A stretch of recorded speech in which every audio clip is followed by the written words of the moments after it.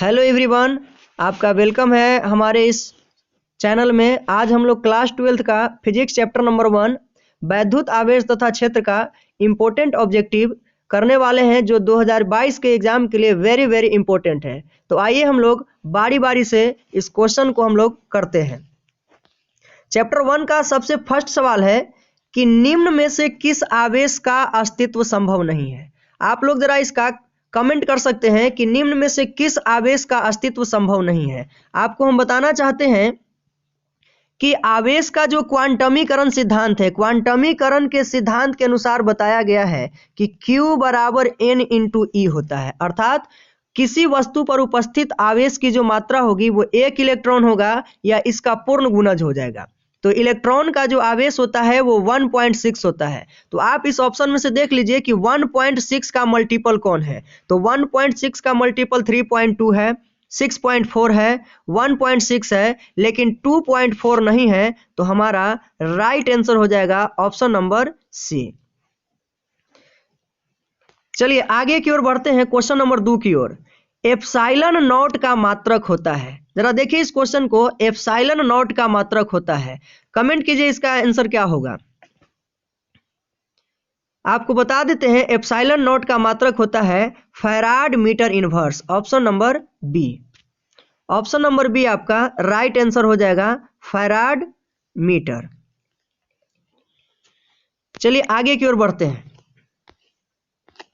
Question number 3 है कि किसी अचालक पदार्थ के गोले को आवेश देने पर वह वितरित होता है। आपको बताना है कि अगर हमारे पास कोई अचालक पदार्थ का गोला है तो उसे आवेश देंगे तो वह कहाँ पर बंटेगा, कहाँ कहाँ पर बंटेगा।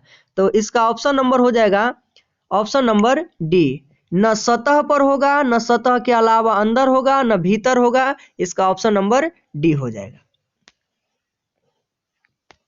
चलिए आगे की ओर बढ़ते हैं, क्वेश्चन नंबर 4 की ओर। वेरी वेरी इंपॉर्टेंट सवाल है कि यदि समरूप विद्युत क्षेत्र x अक्ष की दिशा में हो, अर्थात इलेक्ट्रिक फील्ड का जो डायरेक्शन है वो x अक्ष की दिशा में है, तो आपसे पूछा है कि समविभवी तल कहाँ होगा। चलिए देखिए ऐसे सवालों को हम लोग कैसे बनाएंगे, ध्यान से जरा समझिएगा। ऐसे सवालों को बनाने के लिए पहले आप 3 चीज लिख लें, x y z। अगर विद्युत क्षेत्र की दिशा x के डायरेक्शन में है तो x वाले को बंद कर दें, बचेगा जो आपका आंसर होगा। समझ पा रहे हैं। अगर आपका y अक्ष की दिशा में होगा तो इसको बंद कर दें, तो इसका x z तल में हो जाएगा। अगर z अक्ष की दिशा में विद्युत क्षेत्र का डायरेक्शन हो तो इसका समविभवी तल x y तल में हो जाएगा। तो आप इसका कमेंट कर सकते हैं कि यदि विद्युत क्षेत्र की दिशा x अक्ष की दिशा में है तो समविभवी तल जो होगा वो किस तल में होगा, बिल्कुल सही, yz तल में होगा। चलिए आगे की ओर बढ़ते हैं। क्वेश्चन नंबर 5 में आते हैं कि इनमें से कौन विद्युत क्षेत्र की तीव्रता का मात्रक है। वेरी वेरी इंपॉर्टेंट सवाल है, ये एग्जाम में आपका आया हुआ भी है कि निम्न में से कौन जो है विद्युत क्षेत्र की तीव्रता का मात्रक है। आंसर इसका कमेंट कीजिएगा। ऐसे हम आपको इसका आंसर बता देते हैं। इसका सही आंसर हो जाएगा ऑप्शन नंबर डी, न्यूटन प्रति कूलम। आइए अगले सवाल की ओर चलते हैं। क्वेश्चन नंबर 6 कहता है कि यदि किसी आवेशित गोलीय खोखले चालक के भीतर विद्युत तीव्रता होती है। ये क्वेश्चन बहुत बार पूछा गया है, 2017 के एग्जाम में भी पूछा गया और भी पहले भी पूछा गया है, उसके बाद भी पूछा गया है। इसका आंसर आप कमेंट कर सकते हैं कि किसी आवेशित गोलीय खोखले चालक के भीतर विद्युत तीव्रता होती है। क्या होता है इसका आंसर? तो इसका आंसर होता है 0। इसका आंसर क्या होता है? 0। चलिए आगे की ओर बढ़ते हैं, क्वेश्चन नंबर 7 की ओर। क्वेश्चन नंबर 7 कहता है, वेरी वेरी इंपॉर्टेंट सवाल, कि आवेश का विमीय सूत्र है। आपको बताना है कि आवेश का विमीय सूत्र क्या होता है। तो सबसे पहले आप जान लीजिए कि आवेश का जो फॉर्मूला होता है वो होता है धारा अगुना समय। आवेश का जो फॉर्मूला होता है वो होता है धारा अगुना समय। धारा के लिए हम लोग A का यूज करेंगे और गुना समय के लिए हम लोग T का यूज करेंगे। तो इसका आंसर हो जाएगा AT। कभी कभी धारा की जगह पर A की जगह पर I भी यूज किया जाता है। तो इसका सही आंसर हो जाएगा AT या IT, ऑप्शन नंबर A। चलिए आगे बढ़ते हैं। क्वेश्चन नंबर 8 कहता है कि स्थिर विद्युत आवेश के बीच लगता बल किस नियम से दिया जाता है। देखिए, स्थिर का मतलब होता है रुका हुआ, और विद्युत आवेश मतलब कि आवेश जो है, दो आवेश के बीच अगर दो आवेश एक दूसरे से r दूरी पर स्थित है और वो अगर स्थिर रूप में रुका हुआ है, तो उसको जो है किस बल, उसका पर जो लगने वाला बल होता है वो किस नियम से दिया जाता है। इसको आप ऐसे समझिए, मेरे पास एक Q1 आवेश है, दूसरा आवेश Q2 है, इन दोनों को हम r दूरी पर रख दिए हैं, तो इन दोनों के बीच लगने वाला जो बल होता है उसे हम लोग कूलाम के नियम से प्राप्त करते हैं। किनके नियम से? कूलाम के नियम से। तो 8 का ऑप्शन नंबर सी हो जाएगा। चलिए आगे की ओर बढ़ते हैं 9 नंबर सवाल की ओर। समरूप विद्युत क्षेत्र की तीव्रता E हो, अगर इलेक्ट्रिक फील्ड इंटेंसिटी जो है E है, तब इसमें रखे गए प्लस Q आवेश पर लगने वाला बल क्या होगा। सबसे पहले आप ये समझिए कि विद्युत क्षेत्र की तीव्रता कहते किसको है। विद्युत क्षेत्र की तीव्रता को हम लोग ई वेक्टर से सूचित करते हैं, और ई वेक्टर का फॉर्मूला होता है एफ वेक्टर बाय क्यू, अर्थात किसी प्रति एकांक आवेश पर जो लगने वाला बल होता है विद्युतीय क्षेत्र में, ध्यान दीजिएगा, विद्युत क्षेत्र में प्रति एकांक आवेश पर जो लगने वाला बल होता है उसे ही हम विद्युत क्षेत्र की तीव्रता कहते हैं। यहां से हमसे पूछा गया है कि लगने वाला बल क्या होगा, तो इस Q को हम इधर की ओर बुला देंगे, Q को हम यहां पर ले आएंगे, तो F बराबर हो जाएगा Q इंटू E, अर्थात इसका ऑप्शन नंबर ए हो जाएगा right answer. Option number A इसका राइट होगा। आइए 10 नंबर की ओर चलते हैं। किसी आवेशित चालक के नजदीक विद्युत तीव्रता E का मान होता है। आपको बताना है कि आवेशित चालक के नजदीक विद्युत तीव्रता E का मान क्या होता है। तो इसका सही आंसर हो जाएगा option number A, sigma by epsilon not. आगे की ओर बढ़ते हैं। 11 नंबर सवाल है, दो वैद्युत क्षेत्र रेखाएं एक दूसरे को किस कोण पर काटती है। दो विद्युत क्षेत्र रेखाएं जो है आपसे पूछा गया है कि किस कोण पर काटती है, तो इसका सही आंसर होगा दो विद्युत क्षेत्र रेखाएं कभी भी एक दूसरे को नहीं काटती है। इसका ऑप्शन नंबर डी सही आंसर हो जाएगा। क्वेश्चन नंबर 12 की ओर आते हैं कि टॉर्क, जिसे हम लोग बल युग्म कहते हैं, इसका व्यंजक क्या होता है। तो इसका सही आंसर हो जाएगा, टॉर्क को हम लोग टाउ द्वारा सूचित करते हैं। टॉर्क को हम लोग टाउ द्वारा सूचित करते हैं। तो टाउ वेक्टर का जो फॉर्मूला होता है ये होता है P vector cross E vector. इसी P क्रॉस E को हम लोग कहते हैं PE साइन थीटा। तो PE साइन थीटा होगा, तो इसका ऑप्शन नंबर ए आपका सही आंसर हो जाएगा। चलिए आगे की ओर बढ़ते हैं। क्वेश्चन नंबर 13 जो है ये कहता है कि स्थिर विद्युत क्षेत्र होता है। स्थिर विद्युत क्षेत्र कैसा होता है, तो इसको आपको आंसर कमेंट करना है। स्थिर विद्युत क्षेत्र जो होता है वो संरक्षी होता है। 13 का ऑप्शन नंबर ए हो जाएगा। 14 नंबर में आते हैं हम लोग। यदि गोले पर आवेश 10 माइक्रो कूलम हो, अगर आवेश का मान गोले पर 10 माइक्रो कूलम हो तो उसके सतह पर विद्युतीय फ्लक्स का मान क्या होगा। आप जरा इसको ऐसे समझिए, गॉस का जो प्रमेय है उसमें बताया गया है कि कुल विद्युतीय फ्लक्स जो होता है वो तल के भीतर उपस्थित आवेश का 1/ε0 गुना होता है। आप यहाँ पर क्या करेंगे कि Q का मान भर देंगे और ε0 का मान भर देंगे, और इसको आप इस तरह से लिखेंगे, इसको आप ऐसे लिखिए, Q को Q बराबर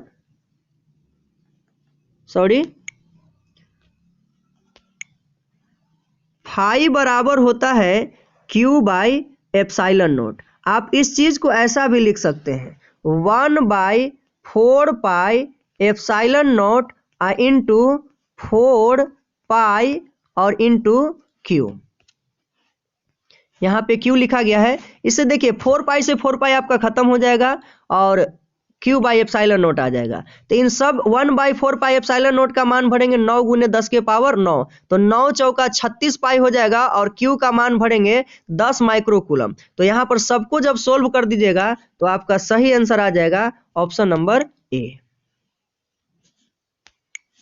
चलिए आगे की ओर बढ़ते हैं। क्वेश्चन नंबर 15 कहता है कि एक आवेशित चालक की सतह के किसी बिंदु पर विद्युत क्षेत्र की तीव्रता होता है। कोई आवेशित चालक है, उस चालक के किसी बिंदु पर विद्युत क्षेत्र की तीव्रता का मान क्या होगा? तो ये होता है सतह के लंबवत। ऑप्शन नंबर बी इसका सही आंसर हो जाएगा। क्वेश्चन नंबर 16 कहता है Q बराबर NE में N का मान कितना होता है? आपको बताना है कि यह जो Q बराबर N इंटू E है, इसमें N का मान क्या होगा? तो आपका सही आंसर हो जाएगा ऑप्शन नंबर बी।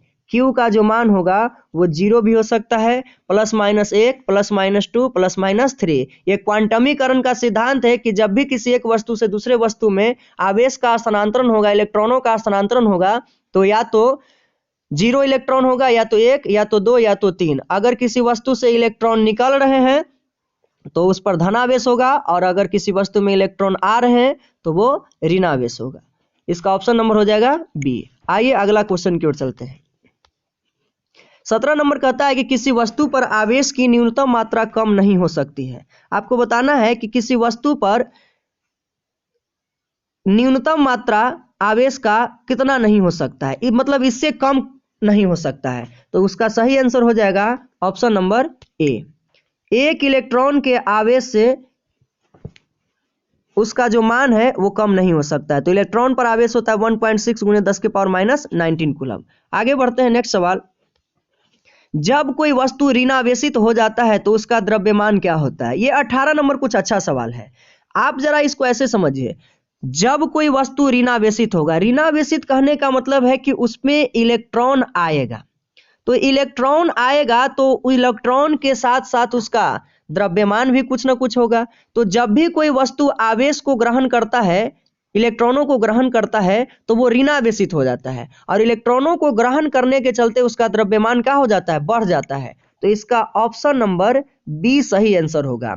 18 नंबर सवाल जो है, इसी के टाइप्स का एक और सवाल पूछा जाता है कि जब किसी वस्तु को हम धनावेशित करेंगे तो क्या होगा? तो कोई भी वस्तु धनावेशित तभी होगा जब उस वस्तु से इलेक्ट्रॉन निकल जाएगा। तो इलेक्ट्रॉन निकलेगा तो उसमें क्या होगा? द्रव्यमान की कमी होगा, यानी धनावेशित करेंगे तो उस वस्तु का द्रव्यमान घट जाएगा। एक सवाल ऐसा भी पूछा जा सकता है कि जब किसी वस्तु को केवल हम आवेशित करेंगे, तो आवेशित करेंगे तो उसका द्रव्यमान क्या होगा? भाई जरा ध्यान से सुनिए, जब आप इसको आवेशित कीजिएगा तो आवेशन के क्रम में हो सकता है कि वो धनावेश भी चढ़ जाए या ऋणावेश भी चढ़ जाए। तो ऐसी परिस्थिति में द्रव्यमान बढ़ भी सकता है, घट भी सकता है।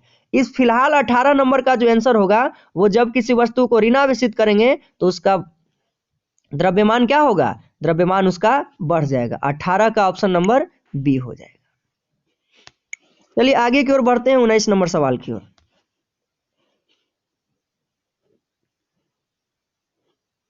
19 नंबर सवाल कहता है कि विद्युत क्षेत्र की तीव्रता का मात्रक होता है।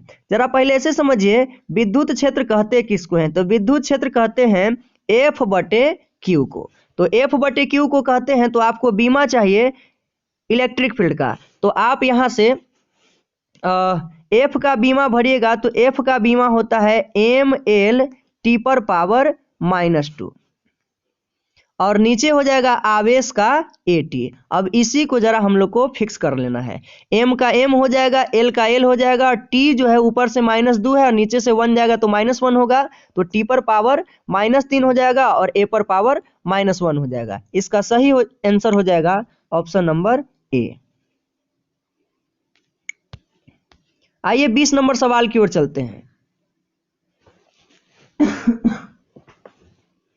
एक स्टेट कूलाम बराबर होता है, जरा ध्यान से समझिएगा, एक स्टेट कूलाम बराबर कितना का होता है? देखिए, एक कूलाम जो होता है, आवेश का एसआई मात्रक होता है कूलाम, और इसका सीजीएस मात्रक होता है स्टेट कूलाम। सीजीएस मात्रक होता है स्टेट कूलम, और इसी को हम लोग कहते हैं फ्रैंकलिन।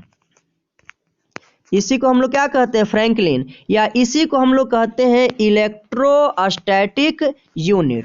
तो आपसे पूछा गया कि एक स्टेट कूलम का मान कितना होगा। इसको जरा देखिएगा, एक कूलम का जो मान होता है, एक कूलम का जो मान होता है वो 3 × 10⁻⁻⁴ 9 स्टेट कूलम होता है। हमसे पूछा गया कि 1 स्टेट कूलम का मान कितना होगा, तो इस 3 को इधर ले आएंगे तो 1/3 होगा, और ये 10 के पावर 9 जो गुना में इधर आएगा तो भागा में हो जाएगा, तो इसको ऊपर ले जाएंगे तो पावर इसका निगेटिव हो जाएगा, इतना क्या हो जाएगा, कूलम हो जाएगा। अर्थात इसका ऑप्शन नंबर डी जो है सही आंसर होगा। इसका ऑप्शन नंबर डी सही होगा। 20 नंबर सवाल की ओर चलते हैं कि कूलाम बल है। कूलाम बल जो है कैसा बल है, तो कूलाम बल जो है आपका केंद्रीय बल भी है, विद्युतीय बल भी है, इसी को हम लोग संरक्षी बल भी कहते हैं। तो इसका ऑप्शन नंबर सी जो है राइट हो जाएगा, ऑप्शन नंबर सी। 22 नंबर की ओर चलते हैं कि 1 कूलाम आवेश बराबर होता है। देखिए 1 कूलाम आवेश जो है अभी अभी हमने आपको बताया था कि 3 × 10 के पावर 9 स्टेट कूलम या फ्रैंकलिन या इलेक्ट्रोस्टैटिक यूनिट के बराबर होता है। तो यहाँ पर देखिएगा इस ऑप्शन नंबर ए में जो है ये बहुत 3 के नज़दीक में है, 2.999 × 10 के पावर 9 है। तो हमारा ऑप्शन हो जाएगा 22 का ए नंबर, 22 का ऑप्शन नंबर ए सही आंसर होगा। 23 की ओर बढ़ते हैं कि टॉर्क महत्तम कब होता है। टॉर्क जो है पहले ये जानिए कि टॉर्क का फॉर्मूला क्या होता है। तो टॉर्क का फॉर्मूला होता है पीई साइन थीटा। तो पीई साइन थीटा जो है ये महत्तम कब होगा, तो ये महत्तम होता है आपका 90 डिग्री पे। क्यों, क्योंकि जब आप 0 डिग्री यहाँ पे पुट करेंगे तो 0 डिग्री पे आपका जो है पूरा 0 हो जाएगा, 180 पे जो है इसका वैल्यू निगेटिव हो जाएगा, 180 पे भी आपका 0 हो जाएगा, और 90 पर जो है ये पीई हो जाएगा। तो इसका सही आंसर हो जाएगा ऑप्शन नंबर सी।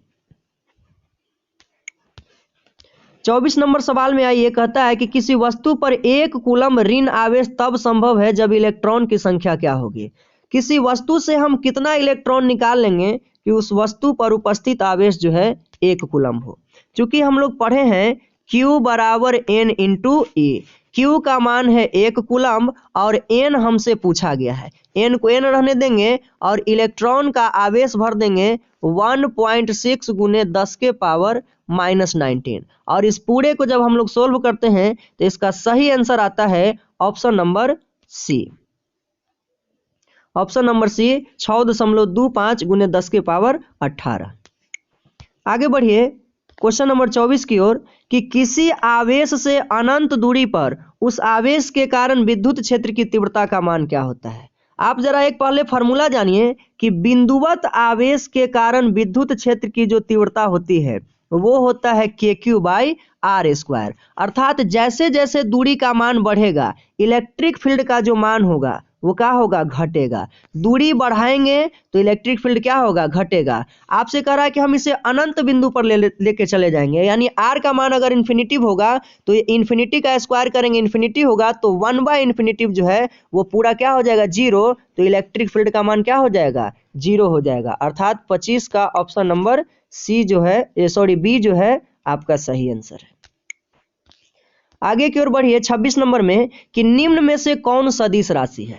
आपको चुनना है कि कौन सा जो है वो सदिश राशि है।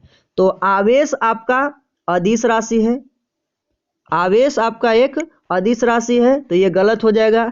आवेश घनत्व भी आपका एक अदिश राशि है। ऑप्शन नंबर सी जो है विद्युत क्षेत्र की तीव्रता आपका एक सदिश राशि है, तो ऑप्शन नंबर सी जो है इसका राइट आंसर हो जाएगा। चलिए 26 के बाद आगे बढ़ते हैं 27 की ओर कि किसी घिरे सतह पर कुल विद्युतीय फ्लक्स तल के भीतर स्थित कुल आवेश का होता है। बिल्कुल ये गॉस का प्रमेय है, और गॉस के प्रमेय में कहा गया है कि विद्युत क्षेत्र में किसी बंद तल से होकर गुजरने वाला जो कुल विद्युतीय फ्लक्स होता है, फ्लक्स जिसे फाई कहते हैं, वो होता है तल के भीतर उपस्थित आवेश का 1/ε0 गुना। अर्थात 27 का ऑप्शन नंबर ए आपका करेक्ट आंसर होगा। 27 के बाद 28 नंबर में आते हैं कि साबुन के एक बुलबुले को जब आवेशित किया जाता है तो उसकी त्रिज्या क्या होती है। सॉरी क्रिया यहाँ पर लिखा गया है, इसको हम लोग त्रिज्या कर लेंगे। साबुन के एक बुलबुले को जब आवेशित किया जाता है तो उसकी त्रिज्या क्या होती है, तो उसकी त्रिज्या क्या होती है, बढ़ती है, उसकी त्रिज्या बढ़ती है।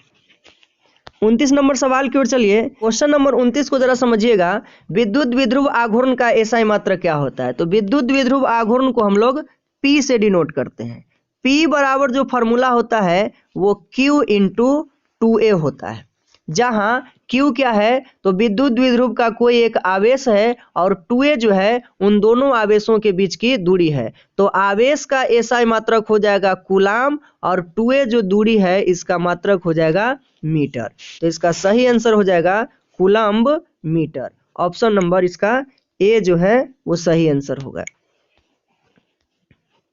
क्वेश्चन नंबर 30 पे आते हैं कि इलेक्ट्रॉन का विशिष्ट आवेश होता है। आपसे पूछा गया है कि इलेक्ट्रॉन का विशिष्ट आवेश कितना होता है। तो इलेक्ट्रॉन का विशिष्ट आवेश हम कहते किसको हैं? जरा समझिएगा। यहाँ पे इलेक्ट्रॉन का जो विशिष्ट आवेश होता है वो इलेक्ट्रॉन पर आवेश और उसके द्रव्यमान का अनुपात होता है। तो इलेक्ट्रॉन का जो आवेश होता है वो इलेक्ट्रॉन का आवेश होता है 1.6।